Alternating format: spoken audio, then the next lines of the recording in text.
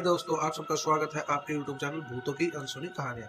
आज जो कहानी मैं आपको बताने जा रहा हूँ, इसका नाम है भूत प्रेत आत्मा की डरावनी सच्ची कहानियां। चलिए अब बढ़ते हैं आज की कहानी की ओर। हर वक्त हमारे हॉस्टल के रूम में अजीबोगरीब घटनाएं होती रहती हैं।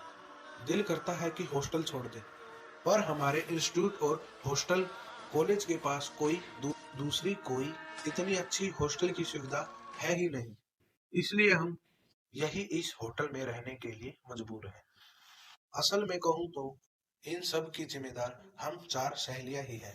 आज भी मुझे याद है वह दिन जब कुनिका ने रविवार को दोपहर में मैगी बनाई थी और उसने कहा था कि आज कुछ तूफानी करते हैं। और रानी और ज्योति पूछने लगी कि क्या करें। तो कुनिका बोली कि उसे इंटरनेट से एक ऐसी वेबसाइट का पता है जिसमें खुदकुशी करके मरे हुए लोगों की और अकाल मृत्यु से मरे हुए लोगों की आत्माओं को बुलाने का तरीका बताया गया है। मैंने रानी और ज्योति से पूछा कि आत्माओं को बुलाकर करोगे क्या। कुनिका ने कहा कि हम वीडियो रिकॉर्ड करेंगे और रियल में आत्मा का वीडियो बन गया और रातों रात यूट्यूब पर वीडियो अपलोड करके स्टार बन जाएंगे और यूट्यूब मोनेटाइज कर लेंगे, तो इससे अच्छी खासी इनकम भी हो जाएगी। पूरे साल का पढ़ाई का खर्चा भी निकल जाएगा। कुनिका की बात सुनकर हम तीनों भी तैयार हो गई। हम चारों ने उस वेबसाइट पर जाकर सारी डिटेल ले ली, हैंडी कैमरा निकाला और आत्माओं को बुलाने का सारा तामझाम सजा लिया और यह चर्चा करने लगे कि पहले किसकी आत्मा को बुलाया जाए। हम चारों सहेलियां बॉलीवुड टीवी की जबरे फैन हैं, तो हमने दिव्या भारती और जिया खान और प्रत्युषा बनर्जी की आत्माओं को बुलाने का निश्चय किया, ताकि उनकी मौत का रहस्य दुनिया के सामने उजागर होने पर हमारा वीडियो वायरल हो जाए। रात के 3 बजे पूरी सामग्री सजाकर मैं, ज्योति, कुनिका और रानी तैयार हो गई। हमने पहले प्रत्युषा बनर्जी की आत्मा को बुलाने के लिए मंत्रोच्चार शुरू की। अचानक किसी लड़की के रोने और कराहने की जोर जोर से आवाजें आने लगी। हमारी धड़कन बढ़ने लगी और माहौल में गर्माहट आ गई। पूनम की रात होते हुए वहां पर घोर अंधेरा छा गया और पायल खनकाने की आवाज आने लगी। हमने मुड़कर देखा तो हमारे पीछे एक काली परछाई खड़ी थी। तब हमारा जोश ठंडा हो चुका था, क्योंकि वह आत्मा प्रत्युषा बनर्जी की नहीं लग रही थी। हमने उस परछाई से बात करने की कोशिश की, पर वह कुछ नहीं बोली, बस डरावनी आवाजें निकालती वही खड़ी रही। हमें लगा कि वह अपने आप वापिस चली जाएगी और हम जिया खान और दिव्या भारती की आत्मा को बुलाने का आह्वान करने लगे।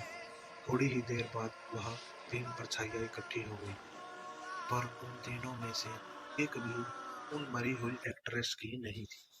हमारा कैमरा अब भी चल रहा था। हमारे किसी भी सवाल का जवाब उन आत्माओं ने नहीं दिया। अब हम इस खेल से उबने लगे थे। हमने फौरन बत्ती जला दी। जो हुआ उसे देखकर हमारी रूह कांप गई। उजाला होते ही वह 3 आत्माएं विकराल प्रेत जैसी लगने लगी और एक दूसरे से मारपीट करने लगी और एक दूसरे का मांस नोचने लगी। परछाई से प्रेत बनी इन आत्माओं को देखकर, लड़ाई देखकर, चीखों की चित्कार सुनकर हमारे पसीने छूटने लगे। अब 3 में से 2 प्रेत अपने आप ही जा चुकी थी, पर सबसे पहले आई हुई आत्मा नहीं जा रही थी। यह वह आत्मा थी जिसे हम प्रत्युषा बनर्जी की आत्मा समझ रहे थे। पीछे से बुलाई हुई इन आत्माओं ने, दोनों आत्माओं ने प्रत्युषा वाली आत्माओं प्रेत आत्माओं को बहुत बुरे तरीके से घायल किया था। वह चल भी नहीं पा रही थी, खून और मांस में सनी हुई थी। वह प्रेत आत्मा आज भी हमारे हॉस्टल के रूम में घूमती रहती है। हमें पता नहीं आगे क्या होगा, पर वह हर रात हमारे कमरे में कोने में खड़ी होकर रोती रहती है और कभी कभी चीख कर पुकार भी करती है। हमें समझ नहीं आ रहा था कि हम इस आत्माओं को वापस कैसे भेजें। शायद हमसे बहुत बड़ी गलती हो गई। हमें परलोक में भटकने वाली आत्माओं को संपर्क नहीं करना चाहिए। हम चारों सहेलियों के अनुभव ने हमें सिखा दिया कि ऐसा जरूरी नहीं है कि हम जिस आत्माओं का आह्वान करें वही आत्मा हमारे पास आएगी। अगर वह किस्मत से आ भी गई तो शायद ही वह हमसे बात करेगी। अगर उसने बात की तो वह हमें नुकसान पहुंचाए बिना वापस नहीं जाएगी। इसलिए हम लोगों से यही कहना चाहेंगे कि इस खतरनाक मच्छरों में ना आए। और ऐसी ही कहानी को सुनने के लिए हमारे चैनल को सब्सक्राइब करें।